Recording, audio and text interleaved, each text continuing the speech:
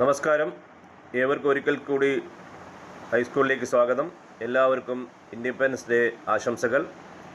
ഞാനിന്ന് ഈ വീഡിയോ ചെയ്യാൻ കാരണം നിങ്ങൾ ഈ വീഡിയോയിൽ തന്നെ കാണുന്നുണ്ടായിരിക്കും. ഇന്ന് 77ാമത്തെ ആണോ 78ാമത്തെ ഇൻഡിപെൻഡൻസ് ഡേ ആണെന്നുള്ളത്. പല പോസ്റ്റുകളിലും പല യൂട്യൂബ് വീഡിയോകളിലും അല്ലെങ്കിൽ പല ഫേസ്ബുക്ക് പോസ്റ്റുകളിലും ഇൻസ്റ്റാഗ്രാമിലും ഒക്കെ ഞാൻ ഈ കാണുന്നതെന്ന് വെച്ചാൽ പല സുഹൃത്തുക്കളും 77ാമത്തെ ഇൻഡിപെൻഡൻസ് ഡേ എന്ന് എഴുതുന്നുണ്ട്, ചിലർ 78ാമത്തെ ഇൻഡിപെൻഡൻസ് ഡേ എന്ന് എഴുതുന്നുണ്ട്. ഇതിലേതാണ് ശരി? 77ാമത്തെ ഇൻഡിപെൻഡൻസ് ഡേ ആണോ അതോ 78ാമത്തെ ഇൻഡിപെൻഡൻസ് ഡേ ആണോ? അതിനെക്കുറിച്ചാണ് നമ്മൾ ഈ ചെറിയൊരു വീഡിയോ ചെയ്യുന്നത്. നമ്മൾ ഒരു സംശയം വേണ്ട, 78ാമത്തെ ഇൻഡിപെൻഡൻസ് ഡേ ആണ് നമ്മൾ ആഘോഷിക്കുന്നത്. 77ാമത്തെ അല്ല, 78ാമത്തെ ഇൻഡിപെൻഡൻസ് ഡേ ആണ്. കാരണം ഇത് 78ാമത്തെ ഇൻഡിപെൻഡൻസ് ഡേയും 77ാം ഇൻഡിപെൻഡൻസ് വാർഷികമാണ്. ഇയർ പറയുമ്പോൾ 77ാമത്തെ വാർഷികം എന്ന് പറയാം, ആനിവേഴ്സറി എന്ന് പറയാം. ബട്ട് ഡേ എന്ന് പറയുന്നത് 78 തന്നെയാണ്. അതിന് കാരണം എന്തെന്ന് വെച്ച് കഴിഞ്ഞാൽ, നമ്മൾ ഇൻഡിപെൻഡൻസ് ഡേ നമ്മൾ ആഘോഷിക്കുന്നത് 1947 മുതലാണ്. അപ്പോൾ 47 ഒന്നാമത്തെ ഇൻഡിപെൻഡൻസ് ഡേ നമ്മൾ ആഘോഷിച്ചു അല്ലേ? സ്വാതന്ത്ര്യം കിട്ടി അന്ന് നമ്മൾ ഇൻഡിപെൻഡൻസ് ഡേ ആഘോഷിച്ചു. അപ്പോൾ അതാണ് ഒന്നാമത്തെ ഇൻഡിപെൻഡൻസ് ഡേ. 48 രണ്ടാമത്തെ ഇൻഡിപെൻഡൻസ് ഡേ, 49 മൂന്നാമത്തെ. ഇങ്ങനെയാണ് നമ്മൾ ആഘോഷിക്കുന്നത്.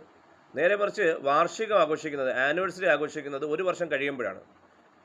ഒന്നാം വാർഷികം, ഇൻഡിപെൻഡൻസ് ഡേയുടെ ഒന്നാം വാർഷികം നമ്മൾ ആഘോഷിച്ചത് എന്നാണ്? 1948 അല്ലേ? അവിടെ നമ്മൾ 47 ആഘോഷിക്കുന്നത്. അങ്ങനെ നോക്കുമ്പോൾ വാർഷികം നോക്കുമ്പോൾ 48 മുതൽ തുടങ്ങുകയും ഡേ നോക്കുമ്പോൾ, ദിവസം നോക്കുമ്പോൾ, സ്വാതന്ത്ര്യ ദിനം നോക്കുമ്പോൾ നമ്മൾ എന്താണ് 47 മുതൽ തുടങ്ങുകയും ചെയ്യും.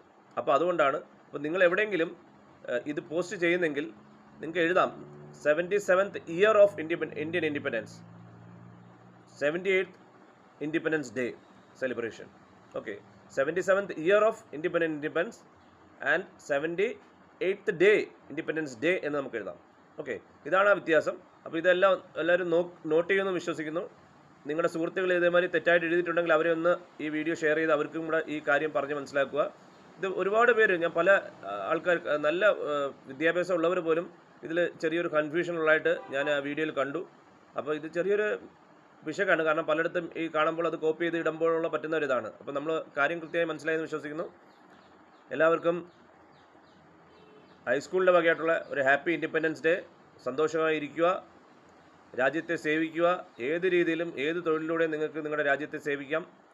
അപ്പോൾ നിങ്ങൾ ചെയ്യുന്ന തൊഴിലിൽ മികച്ച രീതിയിൽ സംഭാവന ചെയ്യുക, രാഷ്ട്രത്തിന് വേണ്ടി സംഭാവന ചെയ്യുന്ന ആ വിശ്വാസത്തിൽ രാജ്യസേവനം നടത്തുക. നന്ദി, നമസ്കാരം. Thank you for watching high school.